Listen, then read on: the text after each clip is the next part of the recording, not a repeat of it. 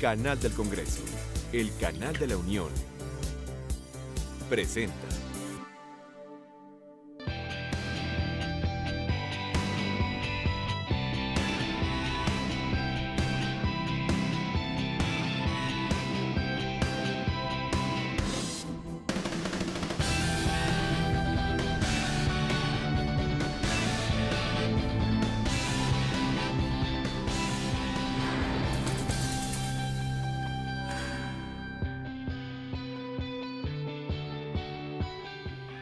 Continuamos con usted, estamos en los salones CEN y D del edificio G en el Palacio Legislativo de San Lázaro, donde, como le platicamos, está llevando aquí por parte de la Comisión de Gobernación este programa de audiencias públicas sobre la Ley de Seguridad Nacional.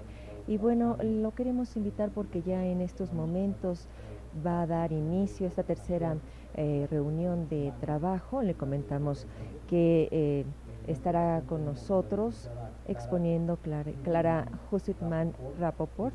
Ella es licenciada en Economía y también de la Iniciativa Ciudadana y Desarrollo Social, quien estará como ponente en esta tercera mesa de trabajo. Como siempre, la invitación es extensa para que en esta ocasión nos acompañe, esté con nosotros a través de la señal del canal del Congreso. Sea bienvenida.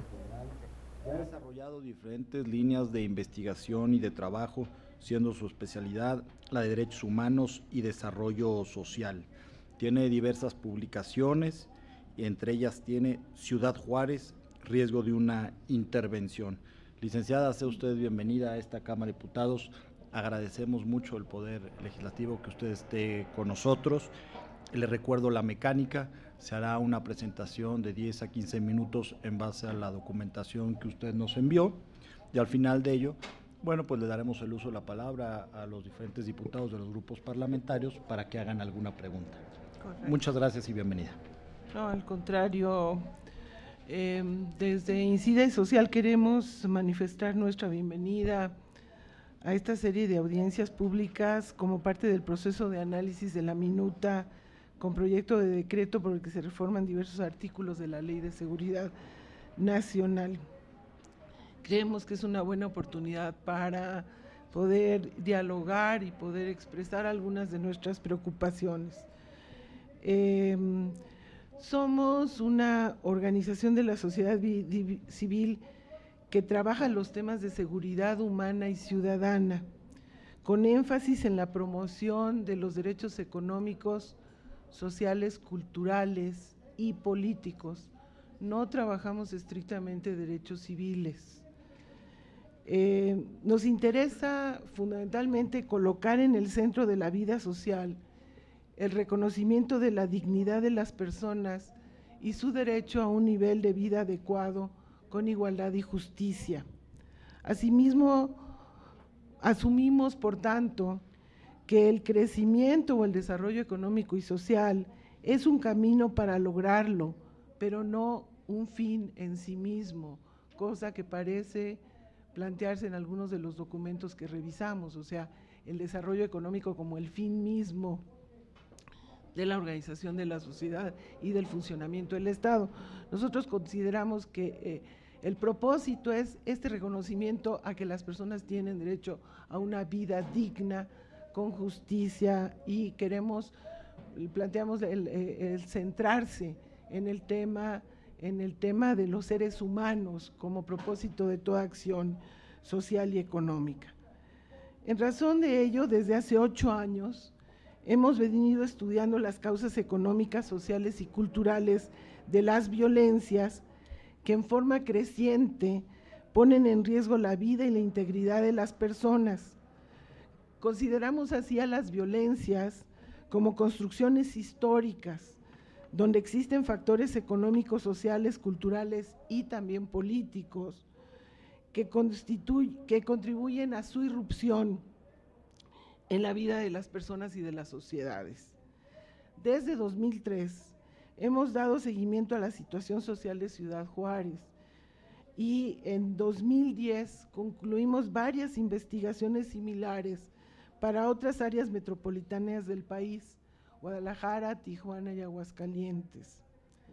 No somos, por lo tanto, una organización experta en la seguridad nacional y tenemos más una especialidad social y económica que jurídica, y es en ese contexto que solicitamos participar en estas audiencias públicas.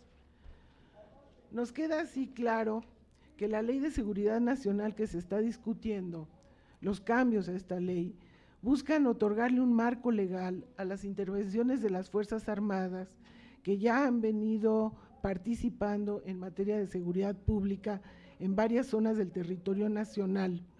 Sabemos que tales intervenciones les han sido ordenadas por el presidente de la República ante la evidente incapacidad de las autoridades civiles de todos los niveles para controlar al crimen organizado y el aumento de la delincuencia.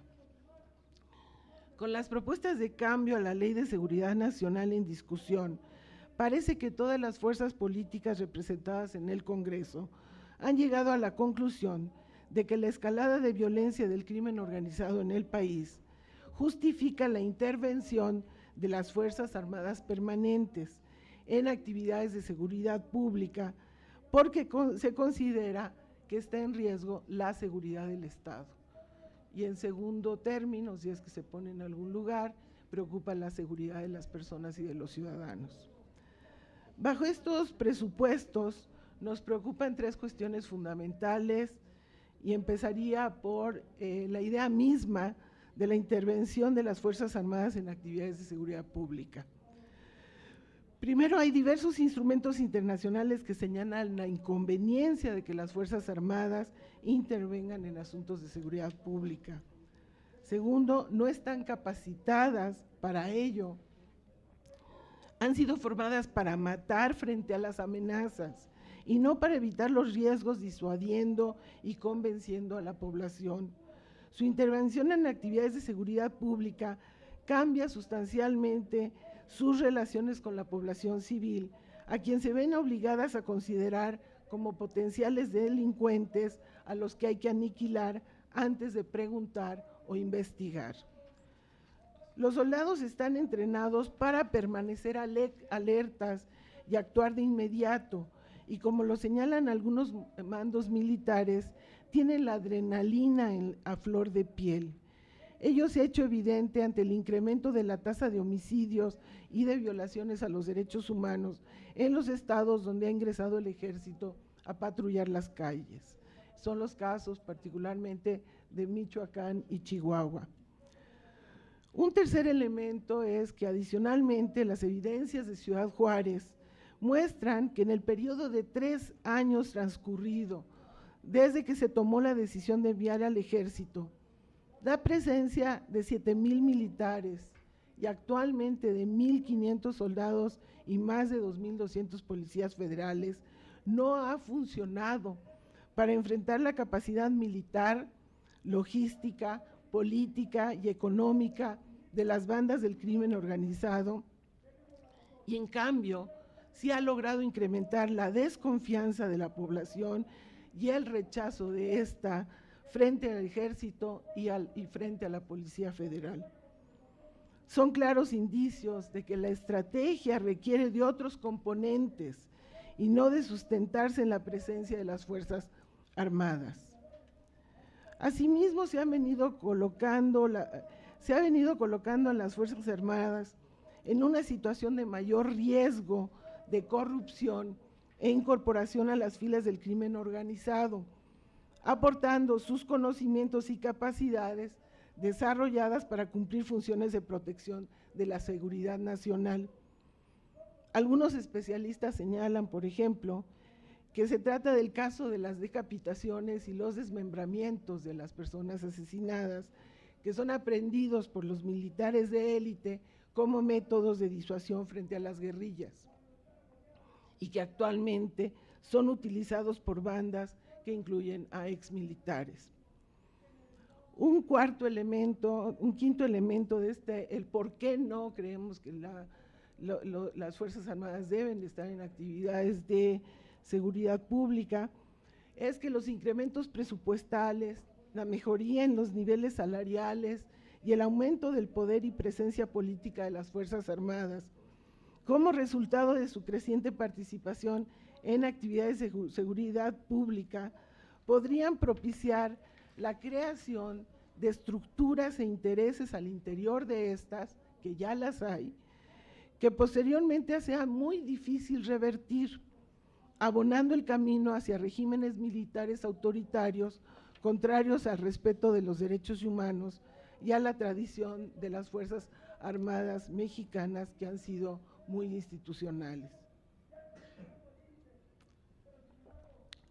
Un segundo aspecto que nos preocupa es la ausencia de una estrategia integral para enfrentar al crimen organizado y con ello la ausencia de un enfoque integral de desarrollo legislativo para sustentarla. En este sentido, vemos al menos 4 carencias. No observamos resultados contundentes de los compromisos adquiridos por el Ejecutivo Federal y los gobernadores para suplir las serias deficiencias en la conformación, funcionamiento y actualización de las autoridades civiles responsables de la seguridad pública, ni de los cuerpos de policía, ni de las procuradurías y ministerios públicos, ni de los poderes judiciales federales, estatales y municipales. Ello pone en seria duda la factibilidad de que la presencia de las Fuerzas Armadas en actividades policíacas solo sea temporal, además de la creciente militarización de los cuerpos de policía en todo el país. Tampoco vemos una estrategia contundente para atacar y reducir el enorme poder económico de las bandas del crimen organizado. Hay ausencia de legislación sin sanciones relevantes, inoperancia de los instrumentos desarrollados para el efecto y, por lo tanto, un intocado y creciente poder corruptor y de penetración de las estructuras del Estado, incluyendo las militares, y de las actividades económicas por parte del crimen organizado.